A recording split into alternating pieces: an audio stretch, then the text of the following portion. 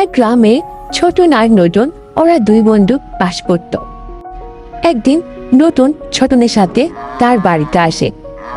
এসে দেখে অনেক বড় একটা মহিষ হাম্বা হাম্বা করে ডাক দেয়। তখন নতুন অনেক ভয় পেয়ে যায়। সে তাড়াতাড়ি করে সেখান থেকে পালিয়ে যায়। নটন শোন, ও তোকে কিছুই করবে না, তুই দাঁড়া। ছোটন তার বন্ধুকে এভাবে চলে যেতে দেখে তার অনেক খারাপ লাগে এবং সে অনেক রেগে যায়। মা, ও মা, এখানে এত বড় মহিষ কেন আমাদের বাড়ির উঠোনের মধ্যে? বাবাই, এটা তোর পাশের বাড়ির দাদুর মহিষ।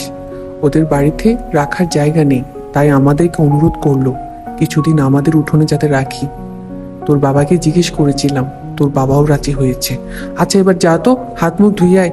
সারাদিন তো অনেক ছোটাছুটি করেছিস, ক্ষুধা নিশ্চয় লেগেছে। মা, আমি এত কিছু জানি না। তুমি ওই মহিষটাকে এখনই বিদায় করবে দাদুর সাথে কথা বলে। আমার বন্ধু নতুন আমার সাথে এসেছিল, সে এত বড় মহিষ দেখে ভয় পেয়ে পালিয়ে গেছে।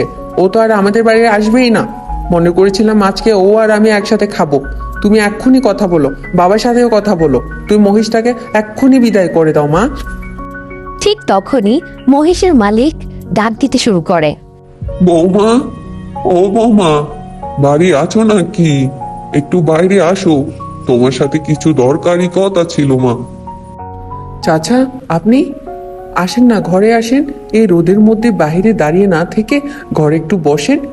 না না বৌমা, আমার যে অনেক কাজ আছে, আমি বসতে পারবো না। আমি বলতে এসেছি, আমি মনে করেছিলাম মহিষটাকে কালকেই নিয়ে যাব, কিন্তু যারা কিনবে বলেছে তারা নাকি কোনো একটা দরকারি কাজে গেছে। তাই তারা সেখান থেকে আসলে আমাদের সাথে কথা বলে মহিষটাকে নিয়ে যাবে। তো তোমাদের তো কোনো আপত্তি নেই মা? না না চাচা, আমাদের কোনো আপত্তি নেই। এমনিতেই আপনি আমাদেরকে যেভাবে সাহায্য করেছেন, আপনার হাতটা সবসময় আমাদের মাথার উপরেই থাকে। আপনার ঋণ তো আমরা কখনো শোধ করতে পারবো না চাচা। এইটুকু সাহায্য আমরা করতেই পারি, কোনো চিন্তা করবেন না চাচা। বৃদ্ধ লোকটি নিশ্চিন্তে তার বাড়িতে চলে যায়। বাবাই, এগুলো নিয়ে রাগ করতে নেই। ঠিক আছে মা, আমি বুঝতে পেরেছি। আমি আর রাগ করব না। এখন তুমি যাও, আমার জন্য খাবার তৈরি করো।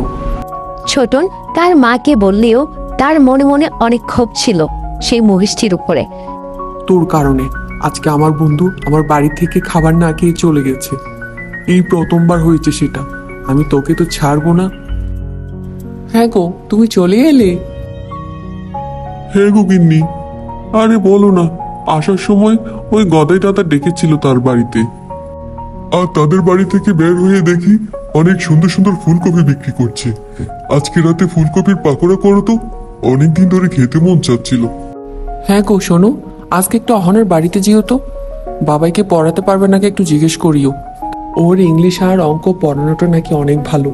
ওই যে আমার দিদির মেয়ে আছে না, গত বছর এসএসসি পরীক্ষা দিল, তাকেও নাকি পড়িয়েছে। ও তো অনেক ভালো রেজাল্ট করেছে, গোল্ডেন A+ পেয়েছে।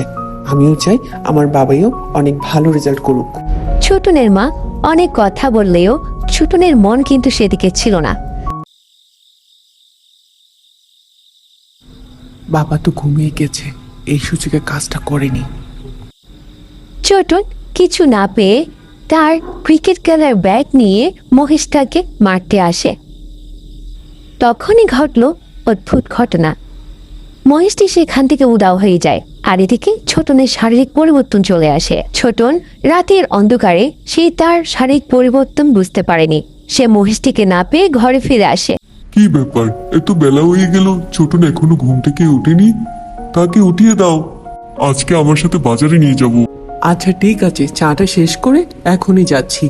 আর ওর জন্য কিছু শীতের কাপড় নিও, শীত যে চলে এলো বলে। তখনই ছোটন সেখানে এসে উপস্থিত হয়। ছোটনকে দেখে তার মা বাবা পুরো অবাক হয়ে যায়। তারা তো চিনতেই পারে না এটা কে, বানর রূপে কে দাঁড়িয়ে আছে আমাদের সামনে। কি বলছো তুমি? বাবা, সত্যি বলছি আমি ছোটন। হ্যাঁ গো, তুমি ওকে ধরো। আমাদের ছেলের সাথে সে কি করেছে? ছোটন তার আগের রূপে ফিরতে পারবে কিনা ও মহিষটি ফিরে এসেছে কিনা সেটা জানতে হলে পরের গল্পের জন্য অপেক্ষা করতে হবে। আর এতক্ষণ ধরে এই গল্পটি দেখার জন্য অসংখ্য ধন্যবাদ।